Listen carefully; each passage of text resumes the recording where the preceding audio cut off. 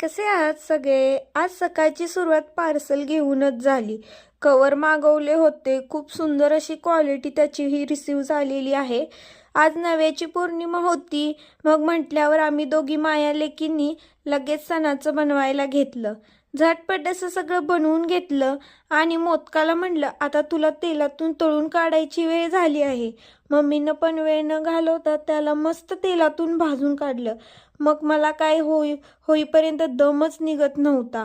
मग नैवेद्याचं वेगळं काढून ठेवायला लावलं आणि पहिला खाऊन घेतलं. तेव्हा कुठं बघा माझं मन शांत झालं.